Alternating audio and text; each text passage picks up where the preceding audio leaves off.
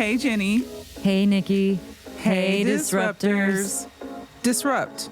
To disturb, rattle, agitate, confuse, disorder.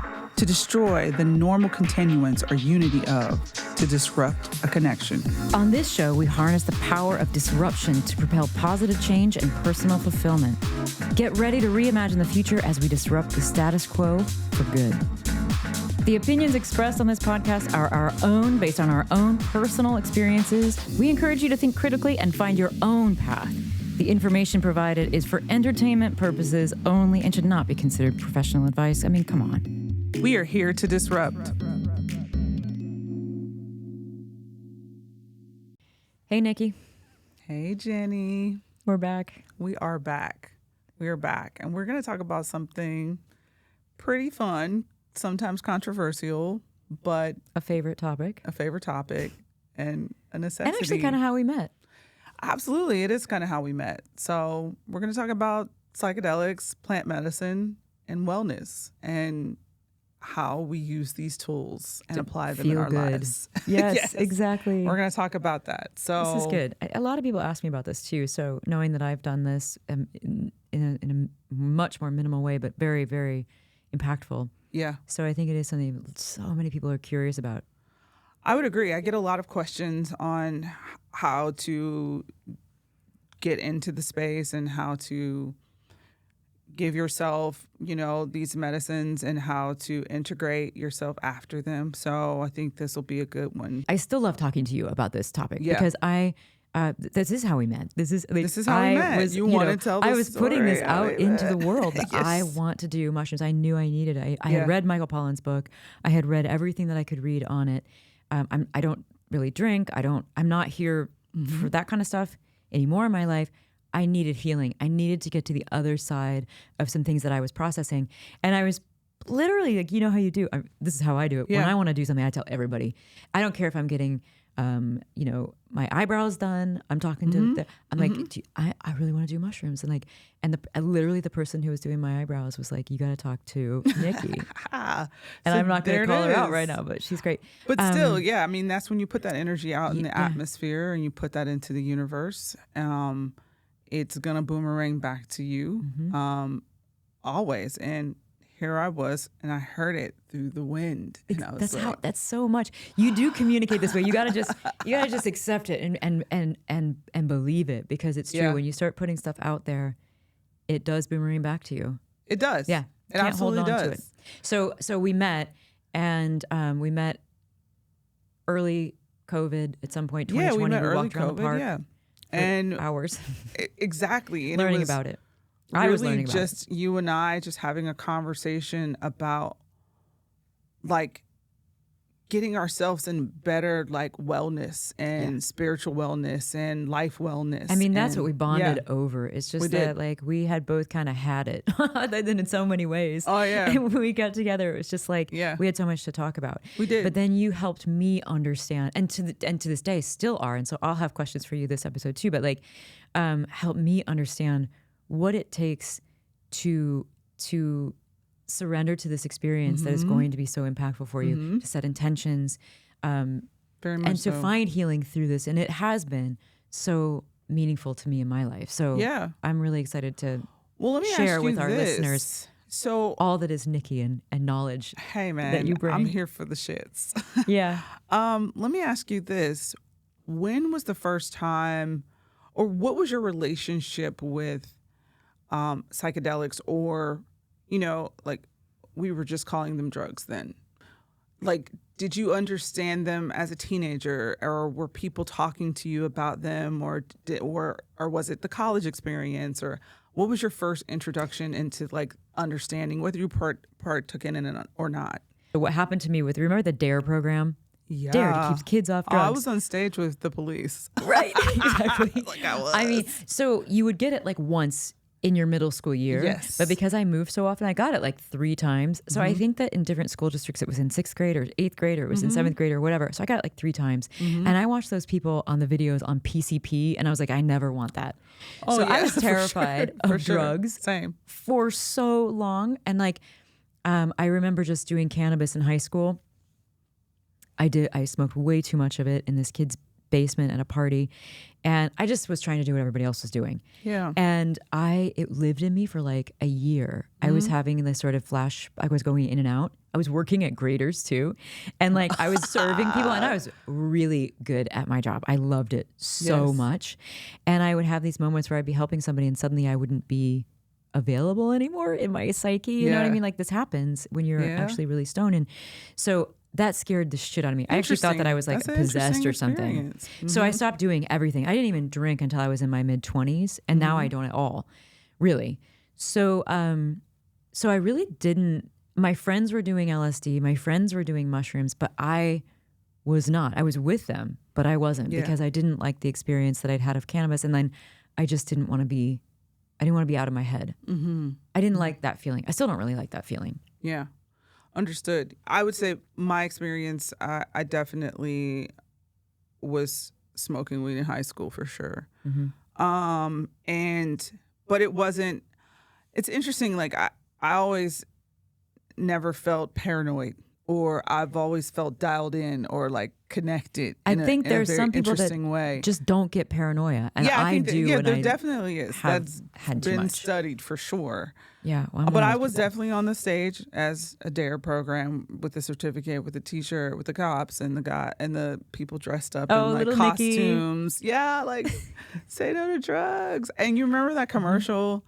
This is your brain. This is your brain on drugs. But it was like cracked eggs. That shit worked on me. I was like, okay, yeah, I don't want that. And exactly, I didn't want that. And then I also, just visibly witnessed, like, not because I was like actually involved in these type of places, but I just witnessed a different type of drug era, like the crack era, and like all of those things. And I was we all did. It was like on TV. That was all they were talking about. It was on TV.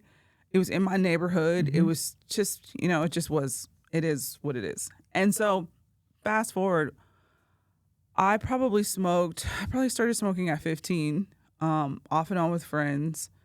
My father had a conversation with me about cannabis, and I didn't know that he smoked at the time. And then he was just like, one day he was like, let me show you how to roll a proper joint. Then I realized the seeds in his work truck were cannabis seeds. Back in the day, we used to get seeds in your weed. Like, you pick them out. There's no seeds anywhere anymore. I can't even fucking find a seed. The funny thing is, of watermelon. All of my friends no seeds. were smoking cannabis. Yeah. I was always I just wouldn't do it because I was scared, and because I'd had this one experience. Yeah, and that's and I fully understand that. Like, but I remember them picking the seeds out in their car. I would have kept them if I had known, but I was scared to do LSD. Because the code name being acid, I really thought that like I was gonna fuck my brain up. Same. Right? Mm-hmm. And then I did try mushrooms. For the first time, I went to see Austin Powers with my friends, and we took mushrooms. And like I can't think about Austin Powers without thinking about my first mushroom experience, because it was a very like bright laughter, a lot of like, what is this alternate universe, and watching this movie, right? So, but I probably didn't do mushrooms How again. old were you then? I was teenager? 17. Okay. Yeah, I was 17. I remember I did go, like, I was hanging out in some cabin somewhere, as you do when you're a teenager. If somebody has a cabin somewhere. Yeah. And somebody had mushrooms, and I remember, like, I did actually take, I ate a mushroom. And it was very gentle, and I was okay, and I didn't, it was, that was nice. It was nice. It wasn't like, but I also, I think, believed that I just hadn't taken enough. I now remember these like little moments of that time, and know that like, no, I had taken enough, and I was feeling it. It just was like it was a low dose, and they are very, very gentle. Yeah, they can be very gentle. I could never tell you the amount of mushrooms that I ate that day, but I know I chugged it down with a Snapple. And I know that I was eating candy around it, like, all the things I would never tell somebody to do now. But I remember the sensory of also after mushrooms kicked in, and how things tasted, and how I felt. And I felt floaty, and I felt like, just trying to understand. I also remember there was like a girl in our group that I was like, just kind of was like, I'm not sure if I can get down with you after this like experience, just because I knew that like our energies didn't match. You know And what I that's mean? something that for sure mushrooms will Yeah, show you. it will show you that. So I've always felt that mushrooms, like later on in life when I adopted them as a practice, and a practice because I suffer from anxiety. I have like, like just being a mother, being a woman, like, all the shit. I was like, how can I connect to a space that helps me like sort all this stuff out and soften and have a better understanding. You know It's what I mean? interesting and beautiful because mushrooms have that feminine characteristic to them, and a lot of people sort of think that they are in that sort of feminine. But then the other thing is just like when we both have experienced just anxiety, the anxiety of yes, all the things that you're talking about piled on. But it's like, yeah, it's getting to that quiet space. It's cutting through that noise because it's like we're bombarded with so much noise, and that becomes So much anxiety noise. that we live with. Yeah. And to get a moment without that is sometimes really hard. And this is one of the things that mushrooms can help you with in a huge way. Yeah. For me, it always connected to a space where I was almost like able to see, like space everything out.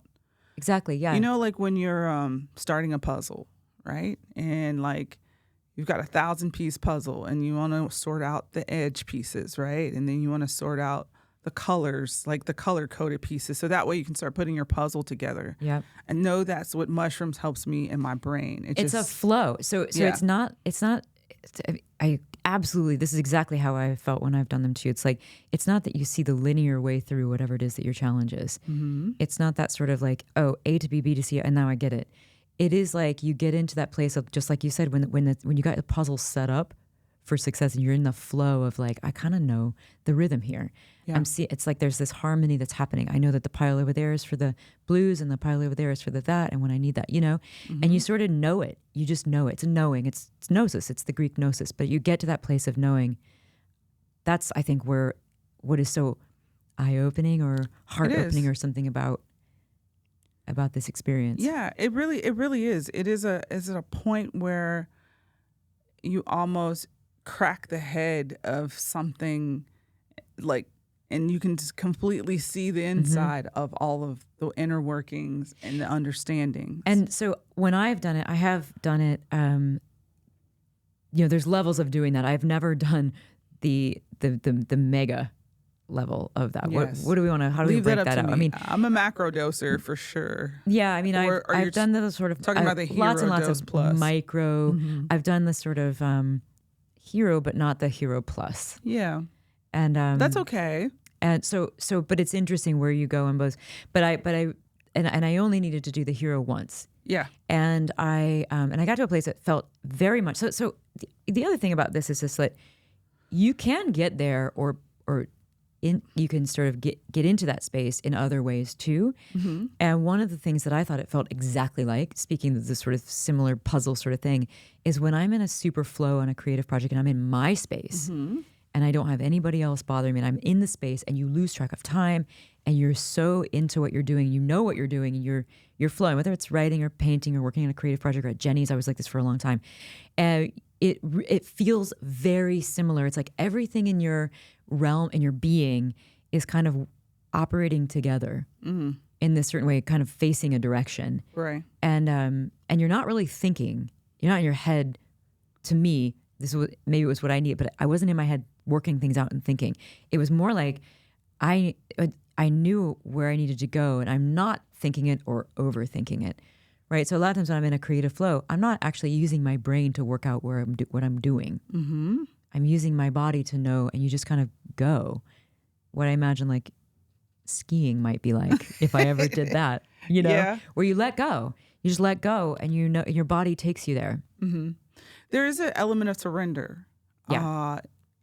Mushrooms has always been something that I teach people even today, that in order for you to get the best benefit out of it, you have to surrender. If you fight back if you want, but what this is trying to do is to repair. It's also connecting to your synapses and neuroplasticity. So like you've got this whole other layer going on while you're other side of your brain is tapping into your creative or tapping into alternate reality spaces or understanding, or even, the release of trauma and the release of pain, because not all mushroom journeys are like, they're not all like, rainbows. You know what I mean? Because there's things inside of you that you do have to release. Yeah, you got to go back and look at. You have uncomfortable process. journeys. You have uncomfortable spaces. You might see something that is uncomfortable. I just recently had a journey that I was like, oh God, that sucked. But I needed that. You know what I mean? It was like a deep cry, a deep release. I don't feel like I cry enough, but it was something that needed to process out of my body because I was holding on to it in a space. And I remember just also seeing my mom like in that space, reminding me of love. Like it's okay to release that, and it's okay to surrender. And I know that's hard for some people. You know Yeah, what it's I really mean? hard. I think that's the thing that was scary to me before I did it. But when I did it, I was ready. I was ready to do it because I was in so much pain. Yeah. And I knew that it was the right thing for me. I mean, I'd read the books, I talked to you, I was ready to do it. And when I went into it, I was also on a mountain in Santa Cruz in this little place, and it was like just beautiful surroundings. So I was in a trust place where I could trust, really, honestly, just nature. I was trusting nature, and I put my hands in myself in her hands, and just let go. And it helps to do whatever you need to do to get to that place, because if you're scared, if you've got anxiety going into it, I probably wouldn't do it. I probably wouldn't do it. I'd probably just hold on, do the work that you need to do, whatever that is. I would work with somebody who understands how that goes, and get yourself to that place. And then when you're ready, let it go. It also helped for me because I traveled somewhere, because I am so nervous about this. This was not something that I took lightly, because I hadn't done it. I had some negative experience with cannabis in my life before. I don't now because I understand it. Yeah. Yeah. And it is getting to that level of understanding. Yeah. I always talk to people about the soft intro into this world of psychedelics. And the soft intro is, for a lot of people, microdosing and taking very small amounts, like 0.1, 0.2, maybe up to a 0.5 of a gram of mushrooms, and start to understand what your body feels like when it integrates into your cells and integrates into your neural system. Even in micro amounts, you can still feel the adjustments, right? You can still feel the change in your mood, or maybe, and it's like you've organized your whole subtle. house. Yeah. I mean, you have to sit with it and think and like get into it. Like you can't, if you're microdosing, it's not obvious. Yes. So I like to take a walk. Like the first time I microdosed, I was like, I don't feel anything. And then I went out and took a walk, and I looked at the color of green that was happening on the leaves, and it was just, I noticed it. Okay. Then I could feel where it was in my body. Yeah. I mean, you're definitely not tripping balls, as I love to say, on microdoses. Yeah, no, I mean, my mom is 64 and she takes microdoses, and she calls them her focus meds. I think this is a massive group of people right now who are doing this. And that was important for her to like integrate that into her space, because it was just needed. Yeah. It was needed. I'm a huge advocate of seniors consuming mushrooms and other psychedelics and cannabis and things like that. So, but when you're taking it in those micro amounts, and then your body gets kind of used to that space, and then you start to gradually, taper it, go up. And so maybe you're at a gram, and then a gram is like, oh, okay, now what the fuck is this? This is interesting. I like it. That's my microdose usually is a gram. Hard. You know what I mean? It's not too hard. It still feels, you still have some airiness to you, and you can still communicate with people if you'd like. You're not like, in a position where you can't, or you really need to inwardly focus. But when you get to like a 3-5, that's where you have, maybe have a little bit more of a seat and a little bit more introspective, and that is definitely considered a trip Yep. or a journey, right? When you get to those spaces. And then you're 5+. I've been in the 5+ range for my journeys for a long time, and they are very different. I remember doing, I don't know, like 10 or 12 grams with my family as a family. And just so like, this is a lot. This is a lot. This is a lot. This is a lot. I mean, I was let me 6 give you a grams on the disclaimer. mountain, which was also a lot. Yeah, don't just You don't do that. weigh up 10 grams if you've never had This is for professionals. 5 or 3 or 2 or 1. Yeah. This is definitely a space that I've been doing for a long time. But that is like completely otherworldly and very connected to your spirit guides and very connected to your ancestors and hearing things and understanding a different level of purpose, right? Yeah. And I do think that been a you little get that interesting. at 5 or 6. You do. I mean, you probably even you before fucking that get too, it at at 3. 5 and 6. You'll get it at Yeah. 3. But I think this is the thing that's so beautiful about mushrooms is that it shows you the other realities right. that are right here, and it shows you the other stories that you're telling yourself. Yeah. Because whatever it is that you're telling yourself is just one story. Yeah, it's just one story. And there's a whole bunch of other ones that are also happening at the same time. And when you have mushrooms and when you get tuned into that, then you can start to see that even in your daily life. Yes. Which is what you want, Yeah. honestly, because then you're like, this is just one story. And it's not even maybe the most real one. Yeah. Whether it's your Which is- anxiety or your whatever. Which is like a, I don't want to call it a conundrum, but it's just like shifting your mind around. Because a lot of times I think that I'm feeling and seeing a certain thing. And then when I connect with mushrooms, it just readjusts. It's like when you go to the eye doctor and it's, is this better or is this better? Yeah. Is this better or is it this better? And you're like trying to decide on your new lenses. Yeah. Mushrooms feels like that to me all the time. Yeah, that's such a great way to illustrate it. It's true. Plant medicine, it plays a very critical role in my life. It is just as critical to me as food. Yeah, I can see that. Yeah. And because it nourishes me in a different way. And I never want to be on prescription drugs for when I know that it's something that I can really fix with plants. Well, and You know what I mean? that's such a good point because you are a pharmacist, trained pharmacist. I used to study pharmacy, yeah. Like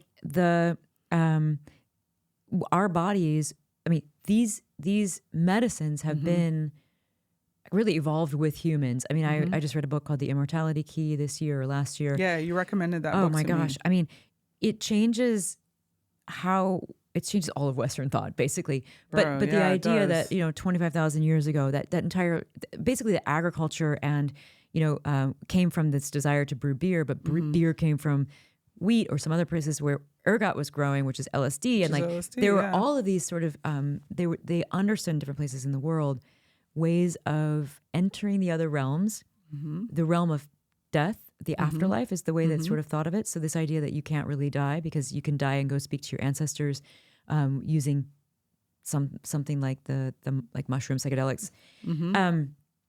And so all of these these rituals in ancient Greece and before that, and we have just we're barely scratching the surface of what we understand in terms of how humans have evolved with cannabinoid systems. And these systems, these plants are available to us to help us get through life. These medicines, these plant medicines, these botanicals. They're not new. They're not new. They're as old as we are. They're older than we are. And we literally developed we evolved alongside these, and we've been using them forever. So when you think about, pharmaceuticals, which there's always I'm grateful for so many of those, of course. Yeah. But also, are we missing? And the answer is, if you ask Nikki, the answer is yes. Are we missing some of the things that are even more helpful to us? And I think now in the last 15 years, there's so much more. Over the last 50, 60 years, of course, we've all read some of those, how it sort of was sort of put back in the bottle, and now it's back again. But the answer is yes. These are really helpful in They ways that the pharmaceuticals are not, or so far have not been for so Yeah, many. I mean, there is a litany of medications to take for depression and for anxiety and for like all of what ails you mentally and physically. You know what I mean? So there's so many of them to choose from.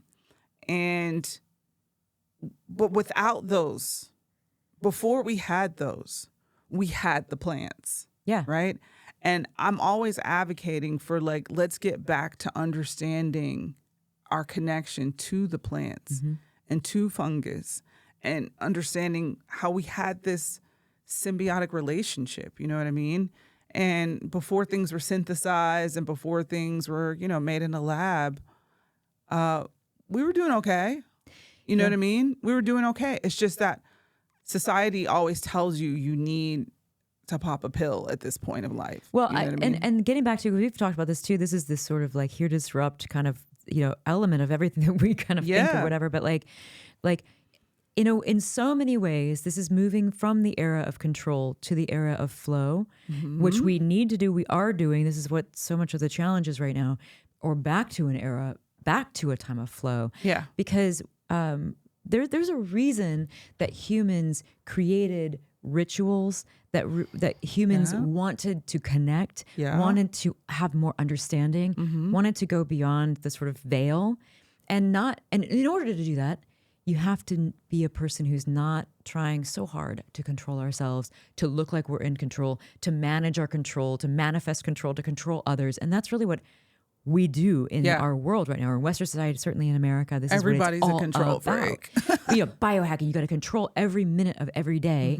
And even people are using mushrooms in order to be more in control. Hell yeah, and they I are. think we've got to get that's part beyond of that. Part of the biohacking There's culture. a reason we want ritual in our lives. We want belief. We want spirituality. We want to connect, to look at story. Yeah, that is very true. I mean, when you are approaching it from a biohacking angle or a productivity angle, which is fine. I'm not knocking that, right? If that's what you want to do. It works for you, you got to keep going. If it works for you. But on the flip side, I'm talking about being a whole human. Yes. I'm talking about a space where you feel and you're thriving, not just surviving. Yeah, you know and what I you mean? are not afraid to feel what it is you feel. And when we talk about, women are so afraid to be women in a way, to be because we're not even sure exactly what that is. But what we know is that we contort ourselves to behave in the masculine and to behave like men in order to fit in with the business, finance, that whole world. And then we go home and we're like lost again. And so it's like, we know there is something fucked up eternally Super about this fucked up. system, and you never get out of it. You never get and out when of you it. do, if you're lucky enough to even begin to step out of that, as I have, I think as you are and have, at least sometimes we get to do that, then you start to see there is a better way. Way better way. Yeah. Did you ever see the show called Severance? Oh, I love the show. Severance is Oh my so God, good. yes. But that's Binge almost watched like it. the separation of like, Yeah. you know how like when you went home, you didn't know what you did at work? Mm-hmm. And a lot of times we go home and we have put everything on the fucking floor. Yeah. In our Women jobs. do that. It's like Put severance almost. everything It's on like the you almost get out of your body. You have a do- disembodied yeah, you experience do. going to work because you are not behaving in any nature state. There's no nature state because you go into this place that's all about control. You have to show control. You have to be controlled. You have to control others. You have to control others. Full on. Yeah. And I reject it.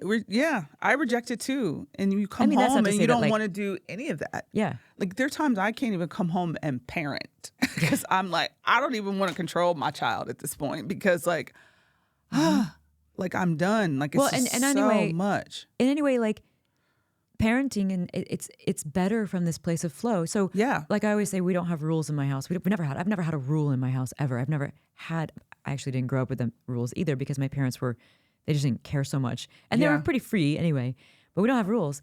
We just talk. We just ask, We why? do talk. Why? Yeah. Why? I mean, of course, like I could have a rule that says you're not allowed to drink alcohol. My daughter is 16. Maybe she would want to do that. I don't know. I could make it explicit that I have a rule that you're not allowed to drink alcohol. I don't have to do that because we talk about it a lot. What would it feel like? We talk about it a What would lot. it feel We like to have communicate. sex? What does it mean to have sex? What are the implications of doing that? Why did you feel like you should act like that to your Agreed. brother? Why did you feel like you should do that? So when something goes wrong, we just say why. And knowing you're going to have to answer those questions to yourself or to me or to other people, it's almost like that's the sort of flow where you can let go of having to control like your children or your parenting style or whatever. Yeah. If you're like just in that sort of, I let's would just say, figure it out. Let's be period, you know, wholeheartedly, reflective. I am that person. I know that I'm a better parent because of my practice with mushrooms and my practice with connecting to like releasing that control. And same thing, I'm very transparent with my children, extremely transparent, way more transparent than my parents ever were. Yeah. Like to the point where my mom's yeah. probably like, I can't believe that you told her that. You know? Oh, yeah. But for me, I'd rather give you this level of transparency now before you go out into the world and you're completely fucking shocked. You know, that not everything, you know, is glitter and gold or whatever the case is. But that control, I remember being an early younger parent and having rules. Well, yeah, because you think that's what you're supposed to do. That's what Same. you're supposed to. And everything was like by the T. And I mean, I probably had a checklist on the refrigerator or the wall. We had little responsibilities. We had all these little things. Oh, yeah. Oh, and I was I'm the same. not saying that like my kid still washes the dishes and cleans up and stuff like that. But it's more or less like, you know, like it's more reciprocal. Like I cooked, you clean. Yeah. Like, you know what I'm saying? Like it makes sense at this point. And when we do talk about transparency on psychedelics, drugs, I have a kid that is in college and she has texted me before and said, what is this? Like she's been at a club or at a party or at a rave and somebody gave her something that she thought it was Molly or like MDMA. And she'll send me a picture of it and says, is it supposed to look like this? And I will tell her, why don't you just pack it up? Don't take it. If you like, I can come home. I can test it for you and see what's in it. You know, like those type of things. I mean, it's not a lot that I can do to control a 21-year-old, but give her the proper information. And my other kid is 17. And so I have to just give her the right information. So, you know? And let them learn. And let them learn. And let them reflect and find their way through. I see parents of some of my children's friends, or I see parents of kids that I grew up with, and I see them like controlling their children and teaching their children, this is what responsibility is. Responsibility is knowing the rules and doing them. And I think it's the exact opposite. It's exact opposite. If you have to rely on rules, you're relying on somebody else to tell you what responsibility is. Responsibility needs to come from within. It needs to come from experience, from learning. This is not the way to do it. This is not the way I get the best whatever, the best reactions or responses from people if I do it that way. So, you know, you have to learn by doing. You have to let your kids in a way fail. And so many parents don't want to do that. Dude, they don't want to do it. I had to hang that shit up because I was very much like, I'm paying for private schools and we're not doing this and you better not bring anything less than the C. And like, I was very like rigid for a little while. And my kids have definitely thanked me for lightening up over the years. They're like, we're glad you started listening to us and not forcing us to be this level of success that made, you know, for everyone else, and just letting us experience life and failure. Yeah. You know what I mean? Well, and then they are free to discover themselves, to discover what they're good at, to discover where they create the most value for themselves and others in their lives, and not to feel that they are just following some protocol, standards and norms of the community, which may or may not serve them, which if it doesn't serve them, they're not going to be able to serve others. Yeah. So, I mean, there is so much of this that ties back to mushrooms, that ties back to this idea of flow. This ties back to this idea of like, how can you open up and find a different way in a society that is so controlling, so commanding, so heavy, and breaking out of it and breaking out of it to find your own health. Oh my goodness. Breaking out of these ideas, these stories that we tell ourselves, because everything is stories. Leadership is bullshit. Yeah. They're all stories we tell ourselves. And on that front too, just, as we talk about parenting, I also think that, and I think this is the way we raised Jenny's in the beginning, especially, and certainly the way I do with my new companies. This all applies to companies too. We don't have to be controlling leaders. No. We don't have to be micromanaging leaders. We can be community spirited, less hierarchical. I mean, somebody eventually has to make the decisions and take responsibility. No question. But we can be these real sort of communities who are in flow together. And I think that's kind of a future. We have to learn about this. We have to figure this out. We have to do it in order to really figure it out. But that's the opposite in many ways of how we're doing it, the American business system works. But I think it's to our advantage in like Flora, my new company. I certainly think that was true of Jenny's in the beginning. I agree. I mean, well, my team is full of chefs. So the control, oh my gosh, it's a very interesting space of understanding of control, because we do have to exercise control. Well, standards. And standards and technique and output, but allowing autonomy and expression in food is important for me. So I always love to hear, like, how would you do it? Okay, because in my mind, I know how I would do it, but maybe we can merge thoughts and. In creativity, this is an interesting thing because, like, ultimately, everybody's ideas are valued, but everybody will have completely different perspectives. And when this is kind of your thing, you're putting your name on it, whether your name is on it or not, your name is on it. And it's like, you have to kind of, you have to be the decider. You have to decide. You have to decide, And so it's not to take away from that idea of like this is how we're going to do that. What it is more, to me, it's more about assigning and creating hierarchies where someone's allowed to have this information and somebody's not allowed to have this information. For me, it's like, I want everybody to know where we're at, what we're doing, what the goal is, what the vision is, how we're all moving together forward, how we all fit into the mosaic. Yeah. And yes, all ideas are welcome, but we're gonna decide, and we're gonna all kind of get there. And it's versus that sort of, you wait till you get an assignment from me and you don't ask any other questions. You go do that and you report back. That sort of command and control. I will be the one with all of the information, and I will hand it out to the people, and then they will go do it and come back to me. They don't know how it connects. They don't know how it works together necessarily, unless they kind of talk amongst each other a little bit. And I've been in those organizations too, which is not fun. I think it's a lot. No, it's not fun. It's not.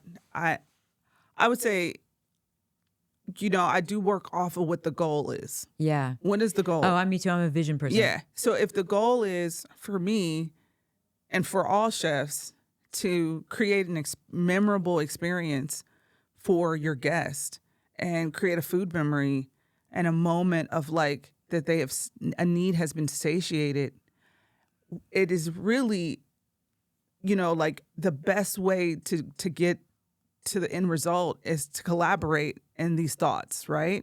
And to allow that plate to sing and breathe and present on its own. You know what I mean? So I totally do. And you make such a good point, because I think the way that we both think is about our customers first. It's people first. Yeah. So we're serving people first always. You put yourself so it's not as a person holding first. The cone and like, what would you want? Exactly. Now, what we do is we blow up the resources. We have $1 to spend. We're going to turn it into as much as we possibly can. So that's creativity. We're going to make $1 go as far as it possibly can, every single one of them.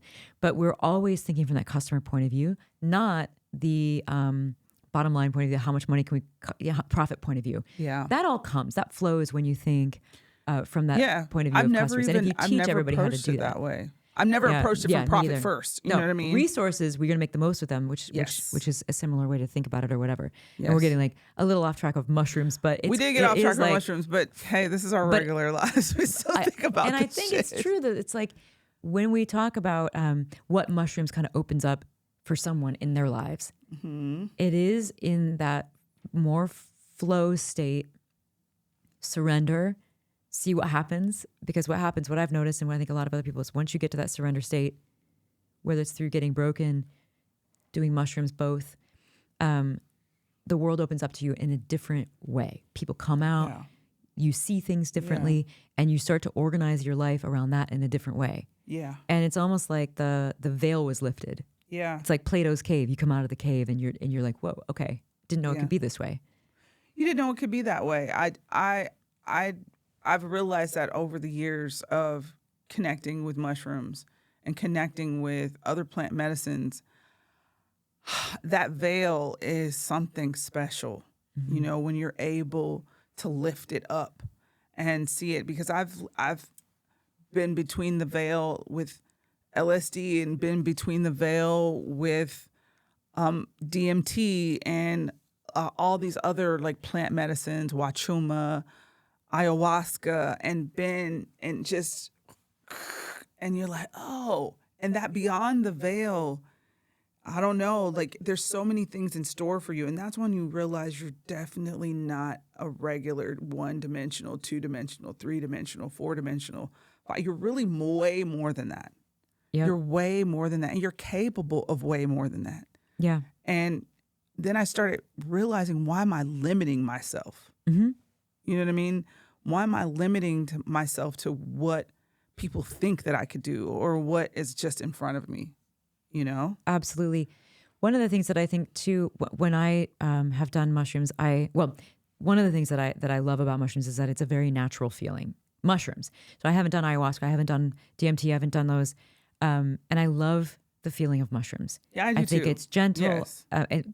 The way that I've done them, I really, really think that they're beautiful. Mm-hmm. But I also think it's a very familiar feeling.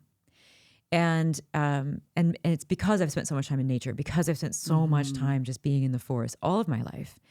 And I think that if you're kind of contemplating doing mushrooms, or you've been thinking about, you're curious, maybe you're still having anxiety toward it, the place that I would start, getting out to the forest, getting out wherever you Put your live. feet on the grass. Yeah. Barefoot. Touching with, hands, eyes, listening, sitting in nature by the brook, like just being tactile, like listening to the buzzing, listening to the birds. The quieter and stiller you are in nature, weird shit happens. The little baby deer one time came out and like was just hanging out with me. Yeah. Its mom was over there, but it stepped on my foot. Was just hanging out. A snake, a big huge rat snake, but like wasn't here to harm me. Actually, it was a beautiful situation. Yeah. Bats. I love bats. Actually, I think if I was an animal, I'd be maybe a bat. But like, they're beautiful. You see these animals. That's what it feels like in a way to do mushrooms. So if you spend a little time in nature, just getting into that place, and if your body will allow you to shut off your brain, or let's say if your brain will allow you to shut it down for a little while and get into your body and stay there as long as you can. Yeah. Do that a few times, feel comfortable there, you'd be ready to do some mushrooms, I think. I would say, absolutely. It feels very similar to me. It does feel very similar. One of my favorite places to do mushrooms is in Hocking Hills. Yeah. And it's just because of the nature that is there, and the energy and the spirit of the land and the watering. I mean, the water, like you could hear everything. The one thing about it is like you could really segment out and isolate. Like you can segment out the buzz of the bees, and you can segment out the chirp of the birds, and the wind, the sound of the wind, and the babbling water. Like you can literally see and feel and hear each one of those. And it almost is like going nature. through you. It is going which through is what you. is so that is the connectedness. incredible.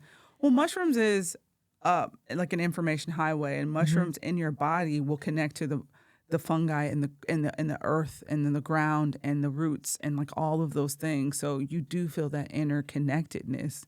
I mean, it's almost like I've watched a couple like crazy movies where people like breathe in spores and like they become mushrooms, and then they're growing like chanterelles out the side of their body. They become like this. I've seen some really like crazy, interesting movies recently, especially during the pandemic when I was. Or was it The Last of Us or something like that? What was? Or no, The Last That's of Us the one is where the they, bomb. like- I do like that. That's me a great too. one. That's a great one. It's off of a video game that has been made into. But that was the mushroom, the fungus that gets It is. infecting them, right? Too? Yeah. Mhm. I saw Oh this my God, I crazy love that movie one. called Gaia one time, and it's like based in South Africa, and it was like basically somebody inhaled spores and they grew into the tree. Like they became like a wood ear on the tree That's or something awesome. like that. But that won't happen to you in real life. But that was just an example of the connectedness of the human body and mushrooms and the relationship. For another episode, we could always talk about how so many things in this world can be contributed to mushrooms, like Christmas and like things like that. Just because the red cap and the white sure. and then the yeah. dots, there's always been this folklore, like this tale of reindeer eating mushrooms, Amanita muscaria, which is the red cap mushroom with the white dots, and eating that and then urinating and fertilizing the ground with this mushroom tainted urine. Okay. Right? And then they keep growing spores. Then people the like urine? it's in the food, it's in the crop. So like all of these things, that's where you get the story of the reindeer. Basically, That is so what funny. I'm trying to tell There's so much. I mean, well, and when you start looking back at myths Yeah, that have come so that's through, what I mean, like myths when you and look shit. at like what we believe now, Yeah. there's a precedence. You just keep following it, Yeah. toads all the way down, or whatever the saying is. And you just keep going back and back and back and back. It's all Yeah. related all the way back to prehistory and Prehistory. before. And all of our myths right now are all part of that one long Yeah. chain.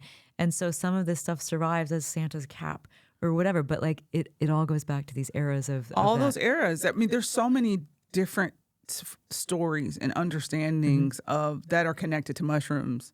There's another theory called the stoned ape theory. Oh yeah, yeah. I'm Familiar sure with you've that, seen yeah. that video Yeah. or I've heard that story, but I just know that they're not here It seems for very nothing. obvious. I mean, no, they're not exactly. And we have these receptors in our bodies for a reason. These are medicines that help us, that are meant to help us get through Yeah. life. And Get that's through why life. we exist together with them. One thing I was going to ask you about your opinion about just like, I have so many friends, in California. California is like when you want to talk about woo-woo shit, I like to go out. I'm going to Esalen this year. But also I think there's a different brand of mysticism, woo-woo-ness or whatever from the Midwest. I don't exactly know what this is. Maybe it's a little bit more practical. Maybe I just want to believe that. But there is a connection to like land here that is really real with so many people that I have grown up with, that I knew from Illinois, from Ohio. I was going to say too about Hocking Hills, like those used to be bigger than the Himalayan mountains. Those are massive ancient mountains. So I love just walking through those and being able to see and feel the spirits that walk in Hocking Hills. I mean, it's incredible, that place. But there is like this, I almost want to like think of it as like a woo-woo, like a Midwestern. I'm not sure that Ohio is Midwest anyway, but yeah. we have a different brand of that What here. could we label that? That's like, something though. It is a Midwestern woo. Yeah, There's it's a a Midwestern healing, lore.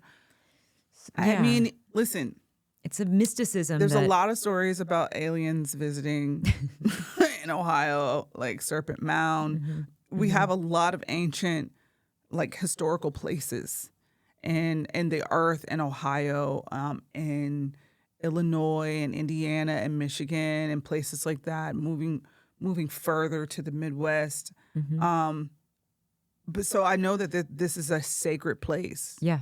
A lot of Native American history here, a lot of who knows what happened before that. Yeah. In the prehistoric era, especially in Ohio, when I was a kid, I used to fossil hunt. And, Same, me too. And look for like Trilobites, arrowheads, all that and stuff. brachiopods, Yeah, and yeah. cephalopods. Yeah, and, like, totally. we Stand in the knew- creek. Yeah, we would go to Caesar's Creek, or we would go to different places. And my mom used to pull off the side of the highway and help me look for fossils and Yeah, rocks. I love that. And that was my favorite pastime. But that understanding that history of this area. Yeah, that was the same with us. We were in the forest. My grandparents owned forest land, but we researched it for a year, learned about how to make an authentic teepee, and like we made that. We had fires. I mean, my grandparents were very, very spiritual in the land, Yeah. knew the tribes. We found arrowheads, spearheads on the land. We researched them, we collected it, and they were speaking to them all the time. They were very different in Peoria, Illinois. They were very different people in Peoria, Illinois than the sort of typical, I mean, like there, I said, there's so much culture and rich history in these lands. And when you do mushrooms or any type of psychedelics in those spaces, you can feel. I remember my first time doing LSD in Hocking Hills, way different than doing mushrooms in Hocking Hills. But like I could see this, it's like I could see the separation, like I could see animals a different way and like all of these things. But either way, that is one of my favorite places to go. Yeah, me too. All of the state. So Ohio. I feel like one of the things you get when you what you're saying like is or one of the big sort of takeaways here is this idea of like working to get out of your brain into your system of knowing. You have this ancient system that is much more intelligent than your brain. It's older than your brain. Yeah, it can fuck you up too because it can make you scared of things, maybe fight or flight that you didn't need to be scared of right now or whatever. But you can also then go into your brain and ask, why am I thinking this way? Why am I feeling this way? Why? And it's okay. You can get through it. Usually it's trying to tell you something. So then you can use your brain and say, what is my body trying to tell me? What does my body know right now that I can't figure out? And you can keep asking yourself until you figure it out. 'Cause your body knows things. And so, yeah, I mean, when I'm doing mushrooms, when I'm in the forest, when I'm connecting in that way, that's where I'm at. I'm in my this ancient system, and I'm trying to ask it, what does it know? Because it doesn't speak the language of your brain. It doesn't speak English. It doesn't speak in words. No. It speaks in knowing. And knowing. And you interpret it with your much less wise brain, and your brain just has to figure it out. The more you can get into that system, the more and interpret that and learn to read it, the more you get beyond the veil, the more you get into this enlightened state, the more you get into this place of transcending. You start on this journey and it's like onion. You just keep peeling and peeling and peeling, and it feels really that state good. Of that knowing and that like connectedness. It's like a space that you don't necessarily know where it came from. It's just there. Yeah. It's almost like you know things that you didn't learn. Exactly. Or but you it's didn't also know you like learned. When I met you, I knew that we had connected in another life cycle, more or less, another space. Did. Like our energy was familiar to each other, even though we had not met years ago when we first met. Like, like I was just like, oh, Jenny feels familiar to me. You know what I mean? And we're both pretty skeptical of people. Super skeptical. I love people so much, but also like I'm not giving it. It's like I have a polite facade. Yeah, but that was gone immediately. We definitely had some kind of connection from some other. We did realm. We did. Once you start to see this stuff, you're like, it's easy. I'm not a religious person, but it's very easy to think we don't know shit. We don't know anything. We think we're in control, and it goes back to the get out of your control brain, get into the flow, get into the systems of knowing. Yeah. What would you suggest to people, who are curious about them? I mean, definitely, like I would say, read Michael Pollan's books. Those just help you get a sense of the science, get a sense of, it's a journalist writing about this stuff, so it's from a person who has who did form an opinion about it, but he's writing from a place of journalism. It just helps you like be comfortable. I think the immortality key too, just to learn about the deep prehistory of these. I think so, medicines. and I think that always like Paul Stamets and like other people like that. I'm not saying that I don't adopt Michael Pollan's space, but I'm more of like, but I agree with it in certain facets, right? But I also always encourage people to read actually what mushrooms are and how they grow. Because if you know how that can connect to your body, like the science behind it. Exactly. There's a show. The Netflix had a couple of shows that I watched that were pretty good at defining that too. They always have some pretty good spaces, but there's always a way to like inform yourself, and then when you get ready to connect to the medicine, just make sure you start in a small amount, and then also make sure you connect to someone that is growing the medicine in an ethical way. Yeah, exactly. Now that's a whole other thing, because so let's say you want to do it, how do you even find somebody who's got, because it's decriminalized here, but it is not legal. So there are places that it is, and that's, we can Yeah, go but there's there mushrooms, and you psychedelic can find mushrooms that grow people. right at the state house, like in the mulch. Like, you know what I mean? Right. Like if you're a forager or you understand foraging and know what to look for, you can really go And in you any can grow state them yourself park too. You can find all the and you information can there. grow them yourself. Now we're going to get in big trouble, but I mean, no, No. I mean, honestly, at Yeah. this point, it's Yeah. like spores are readily available for people to order online. I have a good friend who does that in Munich. and Yeah, he's- it's a he learned great how to do it. understanding. There's And a he mushroom microdoses. Bible. There's literally a book called like a mushroom Bible, and that is the name. Now, I also wouldn't recommend doing it by yourself the first time, except for microdosing. I would scale into it that way, but I would recommend finding somebody who can hold space for you, who can be there. I liked the idea. I didn't need them, but I liked the idea when I was when I did the 6 grams and I was really committed to it on a mountain in Santa Cruz, that there was somebody that I could lean on there. I actually had 2 friends with me. I had a very good friend who had done this many times, and I'm very close to him, who came out to do that with me. And then another friend with me, and then there was a therapy person. Well, definitely finding someone to hold space for you is important, and someone to help you integrate your journey after that. Yes. You can do self-integration, but if someone is with you, Take a day the next day. don't ever just think that you're going to do mushrooms in the morning and just be cool at night. It's for the day. It's a 2 or 3 day process. It's for the day. And it definitely can be, because the integration can take, it could take 2-3 days. It could take a week. It could take a month. Yeah. There's a lot of things to think about. So slow and low. Slow and low. Find a guide. Find a somebody safe who knows. space. Safe Get nature. space. Setting your intentions and understanding why you're doing this, which is really important. I write myself a letter.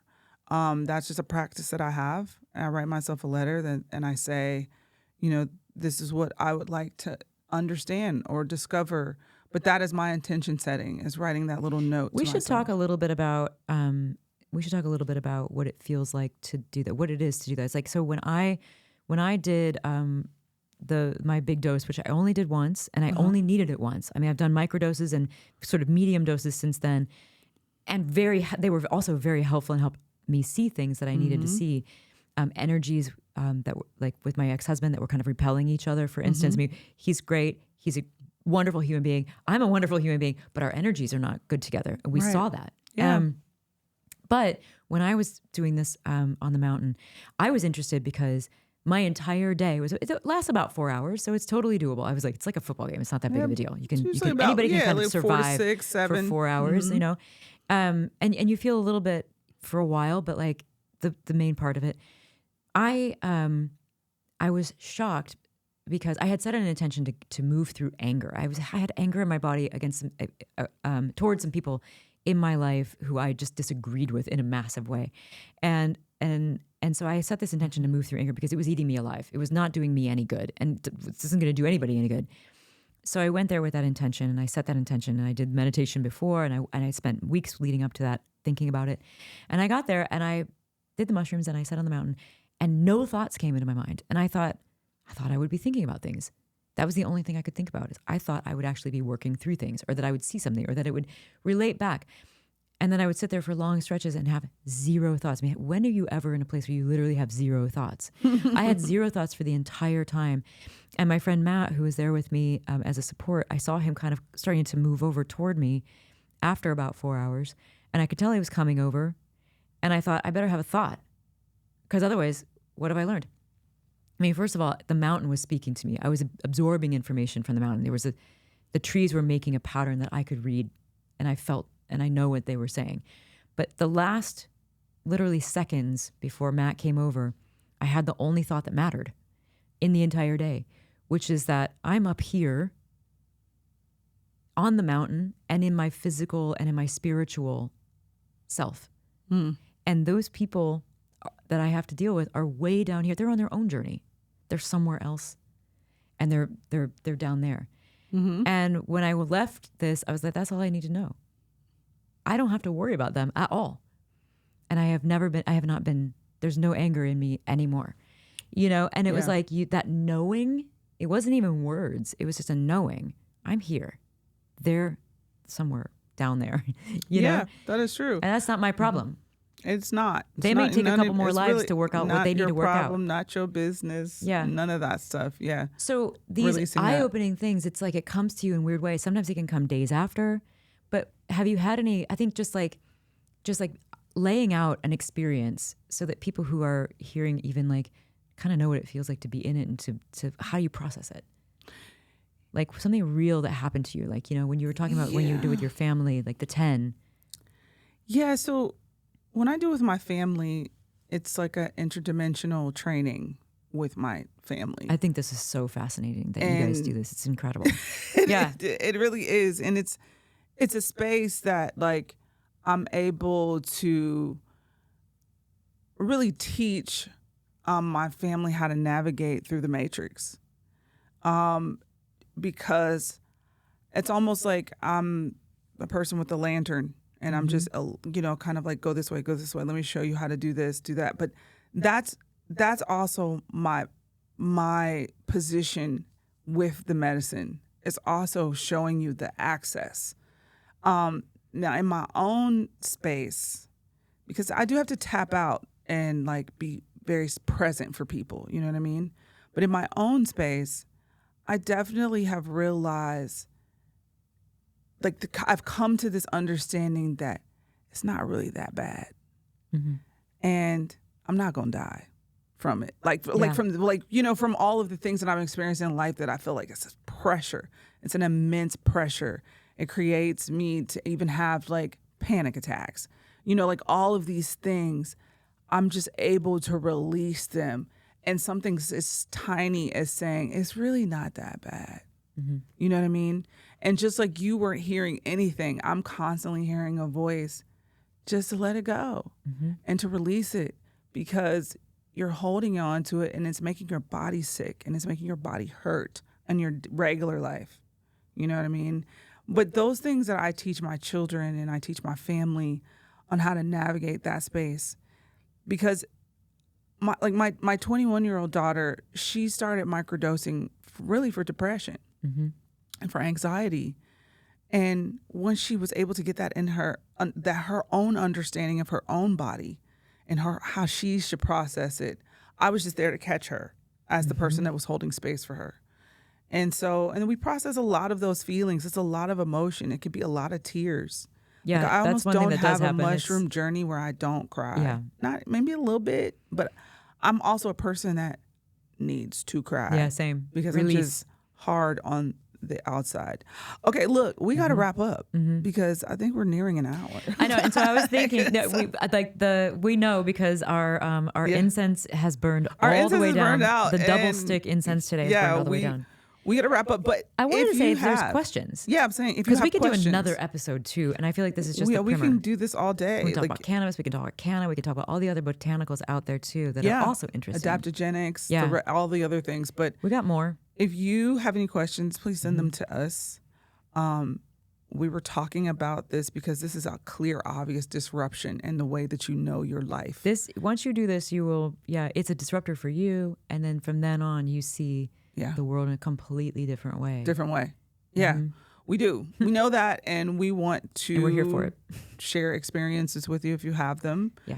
And by all means, we're not encouraging you to do this only if it calls out to you. You know what I mean? But this is our experience that we would love to share with you. Yes, and I think too, like, you can get so much of this in the forest, in whatever nature speaks to you, in music, in art. You can really begin to get to this place, and if that speaks to you, maybe the next level is as psychedelics or mushrooms, like this gentle sort of way.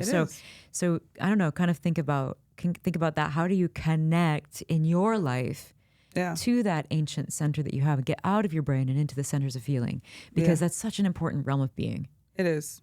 And we're here for it. Well, Nikki, it has been a pleasure as always. I feel like I learn every time I'm with you, and it's just always so cool. Until next time, don't be afraid to disrupt. And follow us on YouTube, Spotify, Apple, wherever you get your podcasts. We're there. Yep. And of course, Instagram, Here to Disrupt. Here too, number 2, Disrupt. Number 2. We're waiting on you.